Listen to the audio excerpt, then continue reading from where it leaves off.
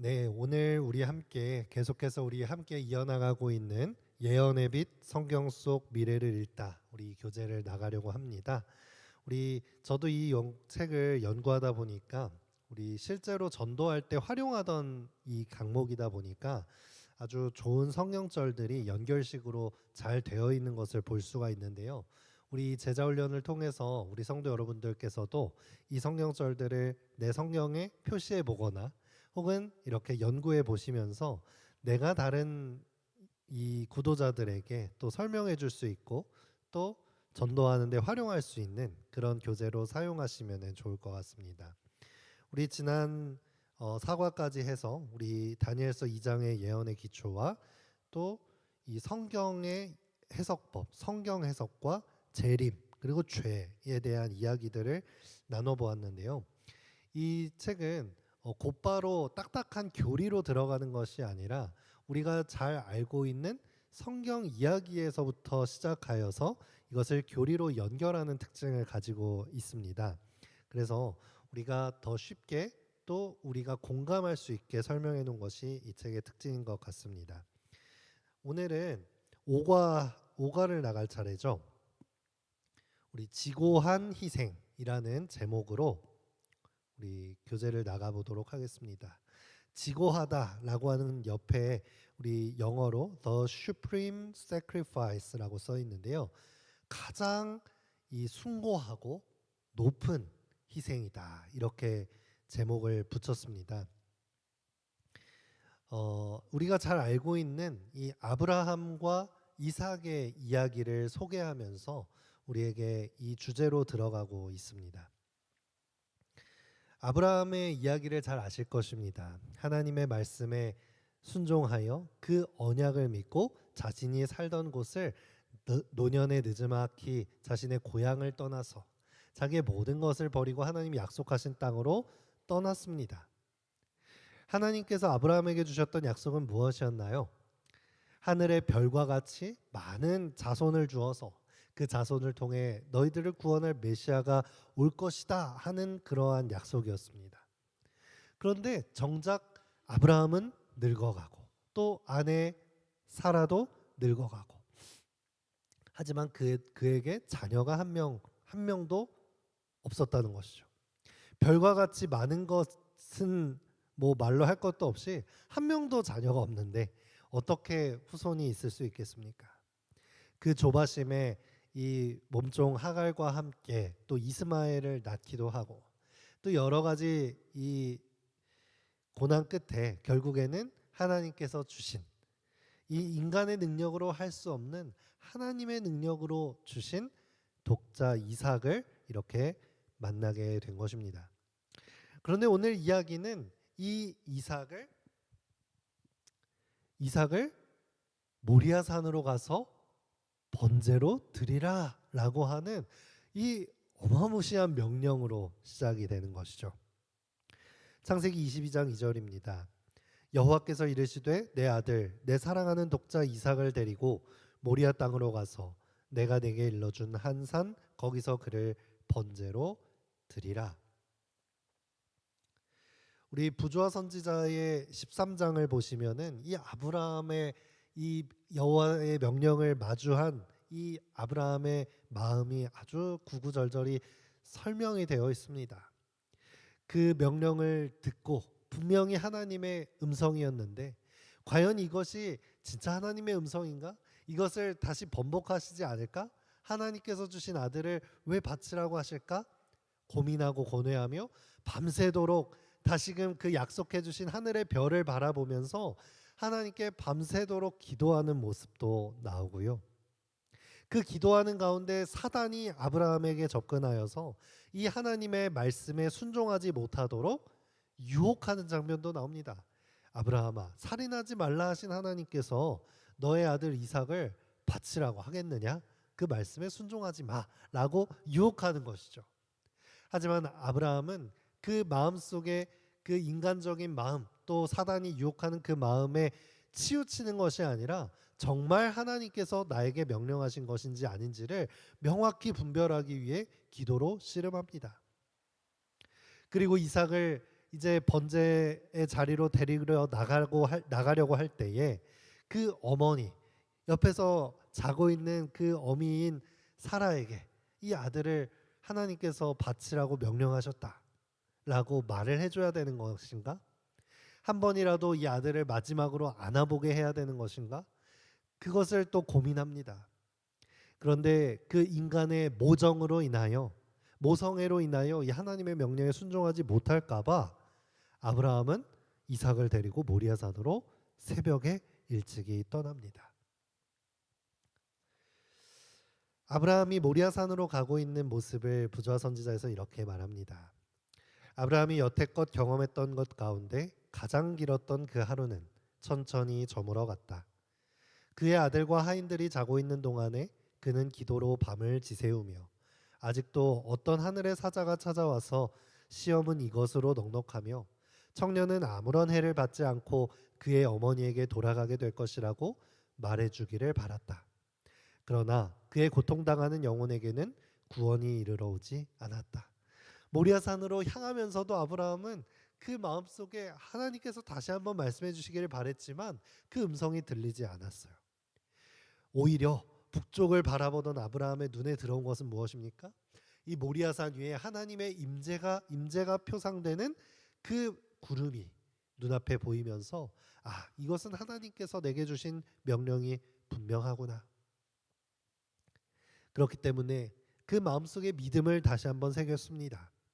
이 아들은 하나님으로부터 예기치 않게 주어졌으니 귀중한 선물을 주신 분께서 당신 자신의 것을 다시 취하실 권리가 없으시겠는가? 대단한 믿음이지 않습니까? 하나님께서 주신 것이니 다시 하나님께 드리는 것도 가져가시는 것도 하나님이시다라고 하는 하나님의 주권을 인정하는 것입니다. 아브라함은 하나님의 말씀을 붙잡고 하나님이 능히 죽은 자 가운데서 다시 살리실 줄로 생각하였다. 하나님께서는 분명히 이 이삭을 통해서 후손 그 메시아를 주실 것이기 때문에 설령 번제로 드린다 할지라도 이 이삭을 다시 살리실 것으로 믿었다라고 하는 것입니다. 여러분, 우리가 이 이야기를 잘 알고 있어서 그렇지 여러분 한번 자신에게 이 이야기를 대입해 보시기 바랍니다. 이 아비의 마음이 이해가 가시나요? 공감이 가시나요? 공감이 가지 않습니다. 어떠한 믿음을 가졌기에, 하나님과 어떠한 관계를 가졌기에 이런 믿음을 수행할 수 있을까? 정말 이해가 가지 않습니다. 그런데 여러분, 아들 이삭은 한술 더 뜹니다. 그 아버지보다 더 이 뛰어난 믿음을 보이면서 정말 이해가지 않는 선택을 합니다. 이삭은 우리와 양떼가 없는데 어디서 재물을 구할 것인지 내심 이상하게 생각하였다. 마침내 그는 내 아버지여 불과 나무는 있거니와 번제할 어린 양은 어디 있나이까? 라고 말하였다. 그는 지금은 그에게 말할 수 없었다. 그는 아들아 번제할 어린 양은 하나님이 자기를 위하여 친히 준비하시리라고 말하였다. 지정된 장소에 이르러 그들은 제단을 쌓고 위에 나무를 올려놓았다. 그 후에 아브라함 떨리는 음성으로 하나님의 기별을 아들에게 알렸다. 이삭은 그의 운명을 알고 두려워하고 놀랐으나 아무 저항을 하지 않았다. 이삭은 그렇게 하기로 선택했더라면 자신의 운명을 피할 수 있었을 것이며 노인은 혈기왕성한 청년의 뜻을 꺾을 수 없었을 것이다. 그러나 이삭은 유년 시절부터 즉시 신뢰하고 순종하도록 훈련이 되어 있어서 하나님의 목적이 자신에게 알려졌을 때 그는 자원해서 순종했다. 자신의 생명을 하나님께 제물로 드리도록 부르심을 받은 것을 영광으로 생각하였다. 그는 아버지의 슬픔을 덜어드리려고 애쓰며 그의 활기 없는 손을 북돋아 자신을 제단에 붙들어 매는 줄을 매게 했다. 이삭은 아브라함이 어린 양 대신 바로 너를 제물로 드리라고 하신 그 말씀에 순종하여 여기 왔어 라는 기별을 들었을 때에 자신의 생명을 하나님께 드릴 수 있도록 해주신 그 기회를 영광으로 여겼다라고 했습니다. 그래서 즉각적으로 순종하면서 자신의 목숨을 내어드리면서도 오히려 아버지의 슬픔을 덜어드리려고 애쓰면서 자기를 아빠가 잘 세게 묶을 수 없을까 봐 그 손을 도와서 자신을 제단에 올리고 묶는 데에 도움을 줬다라고 부조화 선지자는 말하고 있는 거예요. 여러분, 이 아들의 마음은 이해가 가시나요? 아들의 마음도 전혀 공감을 할 수 없습니다. 인간의 마음으로는 이해할 수가 없어요. 그런데 여러분, 이 아브라함에게 주신, 이 이삭에게 주신 시험은 사실 우리가 평범하게 그리스도인으로서 신앙하는 가운데 만나는 그러한 시험을 우리에게 설명해 주고 있는 것이 아닙니다. 이 아브라함이 이삭을 하나님께 바쳐지는 이 과정은 무엇을 상징하는 것으로 우리는 알고 있습니까? 바로 하나님께서 자신의 독생자이신 예수 그리스도를 우리에게 내어주시는 모습으로 표상되고 있음을 우리는 잘 알고 있습니다. 예수님의 십자가의 죽으심, 예수님께서 이 땅에 인간으로 오신 이 성육신의 모습을 우리가 어떻게 머리로 다 이해할 수 있을까요? 그 사랑은 우리가 다 머리로 이해할 수가 없는 것입니다. 아브라함이 이삭을 칼로 찔러 이 제물로 드리려고 할 때에 천사가 와서 급히 말렸습니다. 그리고 아브라함아 아브라함아 하면서 준비하신 어린 양을 제물로 바치도록 했죠. 하지만 예수님께서는 어떠셨습니까? 예수님께서는 하나님께서 막지 않으셨어요. 아브라함보다 더 크신 사랑, 우리가 감히 이해할 수 없는 이 숭고한 사랑으로 자신의 아들을 우리에게 내어주신 것입니다. 이 아브라함의 이야기를 통해서 우리는 조금이나마 그 마음을 이해해 볼 수 있는 것입니다. 하지만 이 숭고한 희생을 우리의 머리로는 다 이해할 수 없고, 하늘에 가서 우리가 눈으로 하나님을 뵙고 예수님을 배웠을 때에도 그 십자가의 사랑은 영원토록 연구할 주제가 될 것이다 라고 이야기했습니다. 오늘 이 오과의 내용은 바로 하나님께서 우리에게 예수님을 내어주신 그 사랑과 복음을 이야기하고 있습니다. 이 이삭의 모습을 신약에서는 예수님의 비유를 합니다. 요한이 예수께서 자기에게 나오심을 보고 이르되 보라 세상 죄를 지고 가는 하나님의 어린 양이로다 라고 이야기하고 있습니다.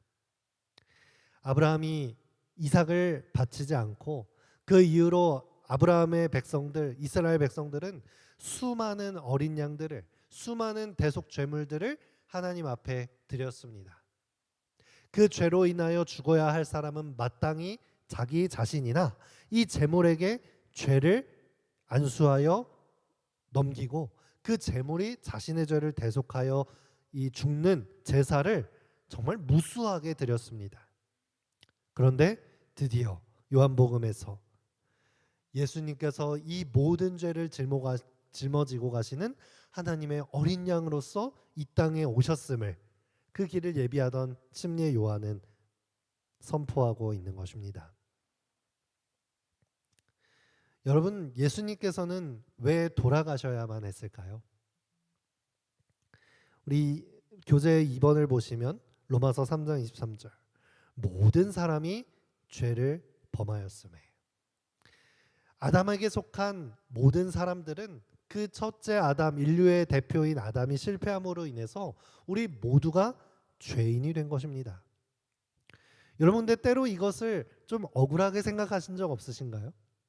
아담이 죄를 짓고 하와가 죄를 지었지, 내가 만약 내 앞에 선악과가 있었다면 나는 그거 따먹지 않았을 텐데, 이렇게 생각하시지는 않으셨나요? 그런데 성경은 아담 안에 속한 모든 사람을 죄인으로 선포합니다. 그리고 하나님의 율법에, 이 율법에 불순종한 것이 죄고 하나님과의 관계가 끊어진 것이 죄인데, 그 죄의 삭은 사망이다라고 말하고 있어요. 왜냐하면 하나님, 생명을 주신 하나님과의 관계가 끊어지면 당연히 그 생명이 거두어지는 것이고, 나뭇가지가 나무에서 떨어져 나가면 당연히 죽음이 예정된 것처럼 모든 죄인에게는 사망이 약속되어 있는 것입니다. 그런데 이 하나님께서 아담에게 속한 모든 인류를 죄인으로 치부하신 이유가 있었습니다. 왜냐하면 그것은 자신의 독생자이신 예수 그리스도를 이 땅에 보내셔서 그 죽음으로 말미암아 모든 죄를 동시에 사하게 하시기 위함이었습니다. 아담의 죄가 모든 인류에게 적용되었듯이 예수님, 다시금 둘째 아담, 인류의 대표로 이 땅에 하나님께서 직접 오셔서 인류의 대표가 되심으로 그 희생과 그 의가 마찬가지로 모든 인류에게 적용될 수 있는 그 법칙을 마련하신 거예요. 구원하시기 위해서 그 법칙을 마련한 것입니다. 그래서 예수 그리스도 한 분의 죽음으로 우리의 죄사함과 구원이 충분하다라고 하는 조건을 만드신 것입니다. 그래서 피 흘림 없은즉 사함이 없느니라. 하나님의 율법을 그냥 없이 하시지 않았어요. 아담과 하와 그래 너네 죄 졌으니까 없애고 다시 재창조해. 이런 것이 아닙니다. 하나님께서는 자신의 목숨을 내어놓고 아담과 하와를 포함한 모든 인류를 구원하기를 바라셨던 것입니다. 그래서 그리스도께서는 우리의 모든 죄를 위하여 죽으시고 단번에 우리의 모든 죄를 위하여 죽으사 의인으로서 불의한 자를 대신하셨다라고 성경은 말하고 있는 것이죠.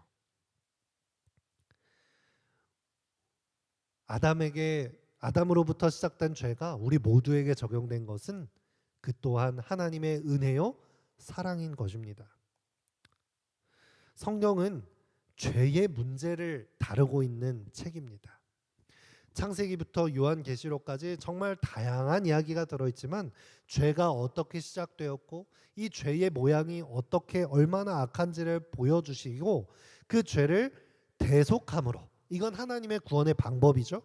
대속함으로 해결하고 모든 인류를 구원하시고자 하는 하나님의 이야기가 바로 성경 전체의 주제인 것입니다. 그래서 성경은 성경의 이야기를 복음이라고 이야기합니다. 요한계시록 14장 6절입니다. 땅에 거주하는 자들 곧 모든 민족과 종족과 방언과 백성에게 전할 영원한 복음을 가졌더라. 이 복음, 좋은 소식, 우리가 이 예수 그리스도의 대속하심을 복음으로 받아들여야 하는 것입니다. 이 복음은 인류 누구에게나 주어진, 공평하게 주어진 그러한 소식인 것입니다. 모든 민족과 종족과 방언과 백성에게 전할 영원한 복음인 것이죠. 우리 교회에서 지금 해외 선교 봉사대를 떠나 있죠. 왜 그렇게 힘들게 이 오직까지 가서 복음을 전해야 하는 것입니까? 이 복음은 우리에게만 속한 것이 아니요 누구에게나 속한, 누구에게나 전할 놀라운 소식이기 때문입니다.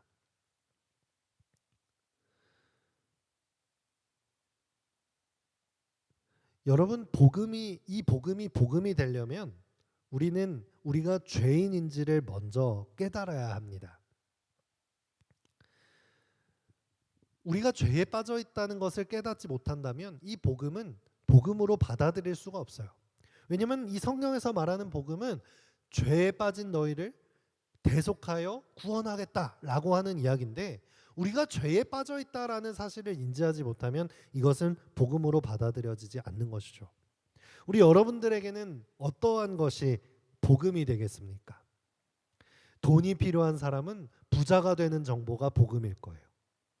자녀가 성공하길 바라는 사람은 자녀가 어떤 자리에 갈 수 있다라고 하는 것이 복음이 되겠죠. 내가 어떠한 관계를 맺고 싶다면 그 사람과 만날 수 있는 시간을 주겠다라고 하는 게 복음이 될 거예요. 우리가 구원을 필요로 할 때, 죄에 빠져 있다는 것을 우리가 느꼈을 때에 이것은 복음이 되는 것입니다. 세상의 복음들은 그렇습니다. 필요한 사람에게 주어지죠. 내가 이거 너에게 좀 소식을 주려고 하는데 너 관심 있어? 이렇게 말을 하면 어떠한 사람은 그거를 복음으로 듣고 제발 알려주세요 이렇게 하면 기쁘게 그것을 가르쳐 주겠죠. 그런데 별 관심이 없을 수 있잖아요. 저는 그 이야기 필요 없습니다 라고 하면은 세상에서 그 이야기는 들려주지 않아요. 그래? 아유, 이거 좋은지도 모르고 너가 귀에 찬 거다. 나 안 들려준다. 이렇게 할 것입니다. 그런데 하나님께서 주시는 복음은 다릅니다. 하나님께서는 하나님이 세상을 이처럼 사랑하사 독생자를 주셨으니 이렇게 선포되었습니다. 하나님의 복음은 주권적으로 당신께서 우리를 사랑하시기 때문에 우리가 혹 그것을 가치를 모르고 거절한다 할지라도 주권적으로 우리에게 내어주시는 사랑을 먼저 주신 것입니다. 이것이 세상이 주는 복음과 이 성경에서 말하는 복음의 차이점이에요. 하나님께서는 우리를 목숨 바쳐 사랑하시기 때문에 당신께서 이 언약 가운데 주시고자 하는 이것을 설령 인간이 어긴다 할지라도 하나님께서는 그 언약을 지키시고 우리를 구원할 복음의 소식을 주신다는 거예요. 왜냐? 사랑하시기 때문이죠. 우리가 다 이해할 수 없을지라도 우리를 구원하시고자 자신의 목숨을 내어주신 하나님의 이 사랑을 우리가 복음으로 받아들였으면 좋겠습니다. 우리가 그 복음을 받아들이고 반응함으로 이것이 하나님의 외로운 짝사랑이 되지 않았으면 좋겠습니다. 우리가 복음을 복음으로 받아들이고 그 복음의 길을 걸어갔으면 좋겠습니다. 5번입니다. 예수님의 희생적인 죽음의 은혜를 우리가 어떻게 받을 수 있나요? 그렇다면 우리는 어떻게 그 복음에 반응할 수 있겠습니까? 사실 그것은 매우 간단합니다. 성경은 매우 단순하게 이것을 우리에게 말하고 있어요. 사도행전 16장 31절 이르되 주 예수를 뭐하라? 믿으라. 그리하면 너와 내 집이 구원을 받으리라. 영접하는 자, 곧 그 이름을 믿는 자들에게는 하나님의 자녀가 되는 권세를 주셨으니. 우리가 이 예수님께서 이 땅에 우리를 위하여 오셨다는 것을 믿으면 됩니다. 그것을 받아들이고 영접하고 하나님의 자녀로 살아가면 되는 것입니다. 그런데 여러분, 이것은 단순한 것 같아 보이지만 우리의 실제의 삶에 이것을 적용하기 위해서는 조금 어려움을 느끼게 되죠. 이 믿음이라고 하는 것은 인간적인 우리 인간 사이에 생기는 믿음이라는 관계를 생각해 볼 때에도 마찬가지입니다. 그냥 우리가 머리로만 그것을 이해하고 지적으로 동의하면 우리가 그것을 믿음이라고 합니까? 아닙니다. 그것은 그냥 지식적으로 알아간 것뿐이죠. 정말 믿기 위해서는 얼마나 많은 시간이 필요합니다. 함께하는 시간이 필요하고 서로에 대해서 잘 알아야 하고 그것을 잘 알아감으로 자연스럽게 믿음이 쌓여가는 것입니다. 나도 모르게 이 사람을 정말 믿을 만한 사람으로 여기게 되는 것이죠. 그런데 여러분, 이 관계도 없이 알아가는 시간도 없이 관계도 없이 어떠한 정보를 주고 나 좀 믿어봐 이렇게 말하는 사람은 여러분 보통 뭔가요? 보통 사기꾼이라고 하죠. 우리가 그것을 사기꾼이잖아요. 우리가 하나님을 믿는 것은 사기꾼 하나님을 믿는 게 아니죠. 내가 믿습니다 이렇게 외치고 그냥 마음속으로 머리로만 믿고 이렇게 하는 것이 진정한 믿음이 아닌 것이죠. 하나님께서 바라시는 믿음은 정말 하나님과 이 십자가 희생으로 마련된 그 관계를 받아들이고 한 걸음 한 걸음 인생을 동행해 나가는 것입니다. 부모와 자녀의 관계처럼 하나님의 자녀가 되어서 점점점 그 하나님의 사랑을 알아가고 하나님께서 왜 그 십자가에 달리셔야만 했는지, 왜 자신의 목숨을 내어주셨는지 그 사랑을 계속해서 알아감으로 인해서 또 성경 말씀 속에 드러난 하나님의 약속과 신실하심을 봄으로 인해서 하나님을 믿을 수밖에 없는 신뢰로운 관계로 쌓여가는 것입니다. 바로 그것이 믿음이에요. 그런데 우리나라에 있는 이 가장 큰 교단인 장로교는 보통 이 한 번 내가 믿습니다 영접 기도를 하면은 그냥 구원은 따는 당상이라고 생각합니다. 그런데 그것은 때로 이 복음을 굉장히 값싸게 만들어요. 내가 하나님을 영접 기도했으니까 그냥 이제는 구원 받았으니 내 맘대로 살아도 돼. 이미 나의 구원은 다 예정되었고 다 확정되었어. 내 맘대로 살아도 돼. 라고 말하는 것이죠. 물론 예수 그리스도의 복음으로 인하여 우리가 구원을 받은 것은 확실하지만 내가 그것을 받아들이고 하나님의 자녀로 끝까지 살아가면서 예수님을 믿는 사람으로서 살아가는 것은 성경에서 계속해서 강조되는 중요한 공과입니다. 그래서 이제 예수님을 믿기 시작한 사람에게 이 나타나는 반응이 있습니다. 바로 그것은 회개입니다. 죄에 빠져 사는 나의 모습이 죄에 빠진지도 모르고 그저 세상이 주는 행복과 쾌락이 진짜 행복인 줄 알고 살아가던 나 자신이 이제는 죄인임을 깨닫고 그 죄인임을 깨달았을 때 예수님을 통해 구원하셨다는 그 복음을 들었을 때 우리는 회개하게 되는 것입니다. 내 마음대로 방종하며 살아가지 않아요. 그러므로 너희가 회개하고 돌이켜 너희 죄 없이 함을 받으라. 만일 우리가 우리 죄를 자백하면 그는 미쁘시고 의로우사 우리 죄를 사하시며 우리를 모든 불의에서 깨끗하게 하실 것이요. 우리가 예수님을 믿고 회개하는 것입니다. 나에게 드러난 회개, 이 죄를 자꾸만 숨겨서는 죄가 용서되지 않습니다. 예수님을 믿는다고 하면서도 여전히 은밀하게 세상을 향하여 나아가고 내 마음속에 죄를 향한 마음을 계속해서 키워나간다면 그것이 어찌 하나님과 신뢰로운 믿음의 관계를 쌓은 그리스도인이라고 할 수 있겠습니까? 우리는 하나님께 가까이 갈수록 드러나는 나의 죄를 하루빨리 빠르게 회개하고 하나님 앞에 자백해야 하는 것입니다. 우리가 종종 어린 아이들이 자신의 죄를 숨기기 위하여 거짓말하는 모습을 보게 됩니다.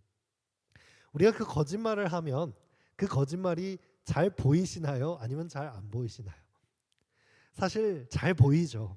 근데 어렸을 때 저를 생각하면 내가 이거를 정말 잘 숨겼다.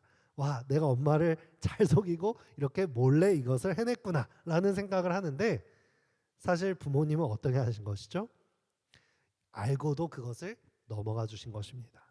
솔직히 자백할 수 있는 기회를 주고 정직하게 행동할 수 있는 기회를 주고 용서할 수 있는 회개를 기다린 것이죠. 하나님께서는 우리의 죄를 모르기 때문에 그대로 두시는 것이 아닙니다. 우리의 자유를 침해하지 않고 우리를 돌아오라고 말씀하시는 가운데 그 죄를 하루속히 속단하고 하나님께 회개하기를 기다리고 계시는 그 하나님을 우리가 만났으면 좋겠습니다. 자신의 목숨을 내어주고도 이렇게 말없이 기다리시는 하나님의 그 사랑을 우리가 어찌 알 수 있겠습니까? 그런데 여러분, 이 땅에서 하는 회개와 성경에서 말하는 하나님께서 주시는 회개는 다른 것입니다. 단순히 이 땅에서 드려지는 회개로 인해서 그것을 용서받을 수 있지만 그 죄가 없어지지 않습니다.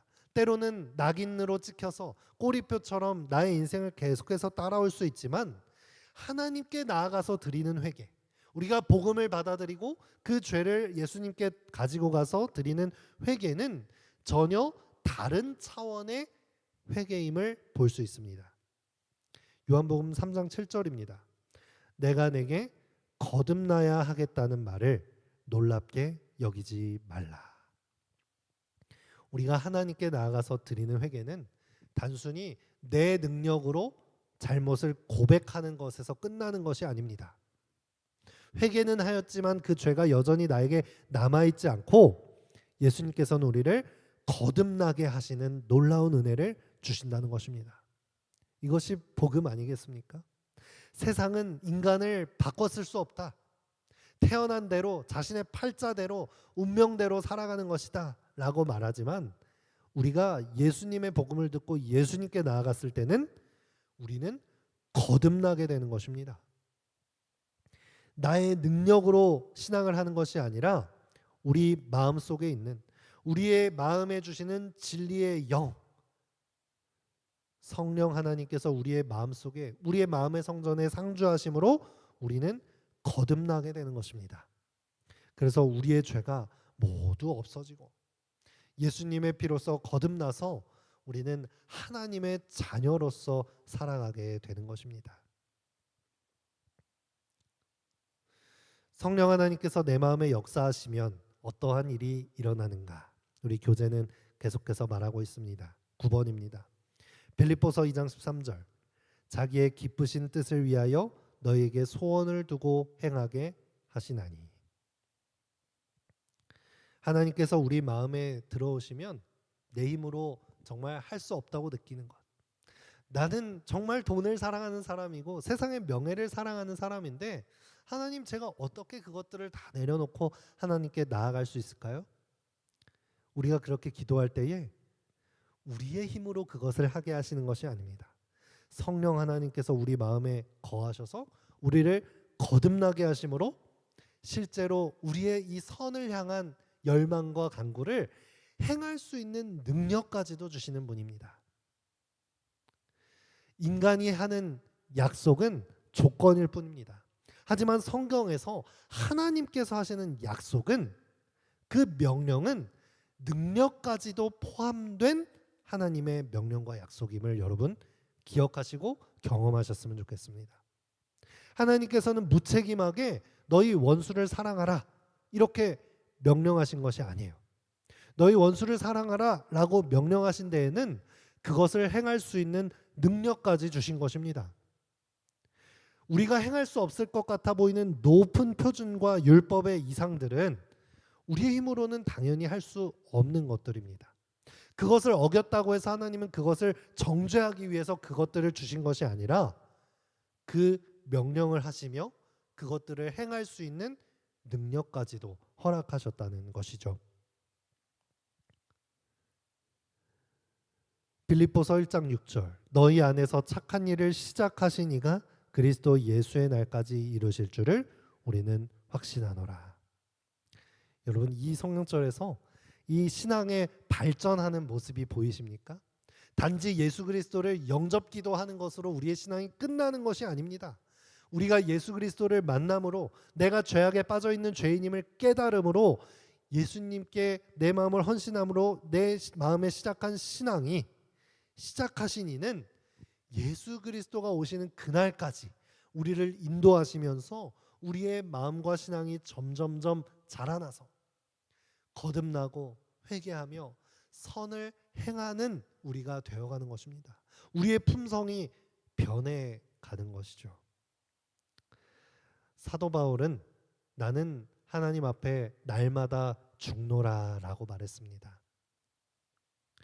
단순히 침례 한 번 받고 예수님을 기적 가운데 한 번 만난 것으로 끝난 것이 아니라 매일 아침마다 불쑥불쑥 살아있는, 예수 그리스도를 만났음에도 불구하고 살아있는, 시퍼렇게 살아있는 이 자아를 매일매일 하나님 앞에 죽이며 새롭게 거듭나며 하나님 앞에 나아가는 것입니다. 매일마다 용서하시는 그 하나님의 사랑을 경험하며 신앙이 성장하며 살아가는 것입니다. 진정한 회심은 단순히 머릿속으로만 지적으로 동의하는 것으로 끝나는 것이 아닙니다. 특별히 우리 제7일 안식일 예수재림 교인들은 성경을 정말 사랑하는 성도들이 많습니다. 그렇기 때문에 성경을 알아가는 데에는 굉장히 애를 써요. 교리적으로 성경을 이해하고, 이 성경이 말하는 교리가 이것이구나, 가르침이 이것이구나, 머리로 깨닫는 것을 좋아합니다. 그런데 머리로만 깨닫고 끝나서는 안 되는 것이죠. 하나님께서는 그것을 우리가 행할 수 있는 능력까지도 주시는 분입니다. 그렇기 때문에 그 복음은 필연코 우리 삶에 변화를 가져옵니다. 너희가 서로 사랑하면 이로써 모든 사람이 너희가 내 제자인 줄 알리라. 십자가의 사랑이 이런 것이구나 라고 오늘 이 제자훈련 시간에 머리로 이해하는 것으로 끝나면 안 된다고요. 우리가 그 십자가의 사랑으로 내 옆에 있는 가족들, 내 이웃들을 그렇게 사랑해야 하는 것입니다. 그 능력을 우리에게 주시는 것입니다. 요한일서 3장 22절 우리가 그의 계명들을 지키고 그 앞에서 기뻐하시는 것을 행함이라. 너희는 이 세대를 본받지 말고 오직 마음을 새롭게 함으로 변화를 받아 하나님의 선하시고 기뻐하시고 온전하신 뜻이 무엇인지 분별하도록 하라. 우리가 세상으로 바쁘게 빠르게 달려가는 것이 아니라 예수 그리스도의 사랑으로 변화를 받아서 어떤 것이 선하신 뜻인지를 분별해야 하는 것입니다.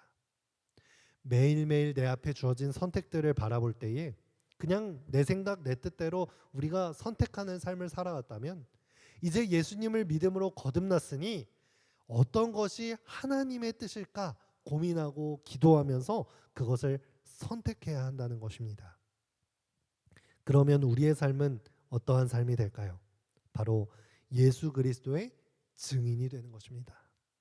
우리의 삶을 통해 이 안디옥 교회 교인들이 얼마나 예수 그리스도를 사랑하고 말했는지 그들의 삶을 보면서 와, 저 사람 그리스도인이구나 라는 그 이름을 받았던 것처럼 우리도 와, 저 사람의 삶을 보니 저 사람은 예수 그리스도의 제자이구나.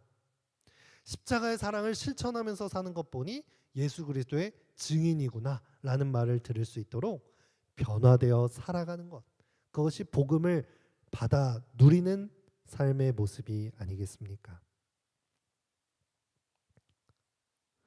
우리 14번으로 넘어가겠습니다. 그리스도인의 삶에 어떤 놀라운 약속들이 주어지나요? 복음을 경험한 사람의 삶은 그대로 있지 않습니다. 빌립보서 4장 13절 내게 능력 주시는 자 안에서 내가 모든 것을 할 수 있느니라. 어떤 변화가 있나요? 내가 할 수 없는 것까지도 할 수 있는 능력이 우리에게 주시는구나. 나의 하나님이 너희 모든 쓸 것을 채우시리라. 우리 마음속에 끝도 없이 계속해서 생겨나는 필요들, 그것이 충만하게 만족되어지는 경험을 하게 된다는 것입니다. 하나님으로서는 다 하실 수 있느니라. 불가능이 없을 것이다 라는 약속을 주셨습니다. 너희 기쁨을 충만하게 하려 함이라. 우리의 삶이 기쁨으로 충만한 삶을 약속해 주셨습니다. 내가 온 것은 양으로 생명을 얻게 하고 더 풍성히 얻게 하려 하는 것이라. 우리의 생명, 영원한 생명을 주신다는 것을 약속하였습니다. 내가 결코 너희를 버리지 아니하고 너희를 떠나지 아니하리라 하셨느니라. 우리는 외로운 사람들이 아닙니다. 하나님께서는 어떠한 상황 속에도 우리를 떠나지 않으시고 함께 하시겠다는 약속을 주셨습니다. 주는 나를 돕는 이시니 내가 무서워하지 아니하겠노라. 우리의 마음속에 두려워할 이유가 없는 것이죠. 마지막, 나의 평안을 너희에게 주노라. 세상이 줄 수 없는, 세상과는 다른 평안을 우리에게 주시겠다고 약속하셨습니다. 여러분, 이보다 더 큰 축복이 어디 있습니까? 이보다 더 행복한 소식이 어디 있습니까? 우리가 복음을 받은 사람이 되셨으면 좋겠고 그 복음에 반응하고 그 복음으로 인하여 변화된 삶을 살아가셨으면 좋겠습니다. 오늘 말씀을 마무리하면서 한 그림을 가져왔는데요. 선물을 받고 너무나도 기뻐하는 어린 아이들의 사진입니다. 여러분, 어린 아이들이 이 선물을 받으면 어떻게 하나요? 이 선물을 뜯어보지 않고 이렇게 방에 전시하나요? 아니죠. 선물을 받자마자 그것이 어떤 선물인가 하고 포장지를 뜯고 그 안에 있는 선물이 무엇인가 보면서 기뻐하고 그 선물을 활용할 것입니다. 여러분, 복음은 예수 그리스도의 생명을 우리에게 선물로 주신 거예요. 우리가 어떤 것을 함으로써 주신 것이 아니라 그저 선물로 주신 것입니다. 그런데 우리는 때로 이 선물을 받았음에도 불구하고 거절합니다. 어떠한 사람은 이 선물을 거절해요. 저는 그 선물 필요 없습니다. 그럼 그 선물은 아무 소용이 없어지죠. 어떤 사람은 선물을 받아들이고 그 선물을 뜯어보지 않고 그냥 찬장에 넣어둔 것처럼 대합니다. 예수 그리스도를 믿기로 결심을 하긴 했는데 그 예수 그리스도의 복음이 내 삶에 적용되지 않고 그대로 포장지에 쌓아두는 것입니다. 어떠한 사람은 그 포장지를 뜯어서 내 삶에 예수 그리스도를 영접해 놓고서는 쉽게 실증내고 그 선물을 갖다가 버리고 새로운 것을 찾는 사람도 있습니다. 우리가 예수님을 받았다면 끝까지 예수님께서 이 땅에 다시 오시겠다고 하신 그 약속을 경험하게 되는 그날까지 그 선물을 귀중하게 여기며 사용하고 활용하며 이렇게 행복하게 살아가야 하는 것입니다. 우리에게 하나님의 사랑으로 주권적으로 주어주신 이 선물, 이 놀라우신 선물 복음을 여러분 풀어보시고 내 삶에 적용하시고 마음껏 활용하시면서 나의 품성을 아름답게 변화해 나가는 거듭나는 생애를 살아가시게 되기를 바라면서 오늘 이 5과의 강의를 마치도록 하겠습니다. 우리 잠시 기도하시겠습니다. 하늘에 계신 아버지 하나님, 당신께서 정말 놀라우신 사랑으로 그 생명을 저희에게 주신 은혜를 감사드립니다. 그 사랑을 저희는 감히 다 이해할 수도 없고 깨달을 수도 없습니다. 그래서 때로는 나와 상관없는 것으로 너무 멀리 있는 것처럼 느껴질 때도 있습니다. 하지만 주님, 저희들에게 선물로 주신 이 놀라운 사랑을 주님, 저희 받아 누릴 수 있는 그리스도인이 될 수 있도록 인도하여 주시옵소서.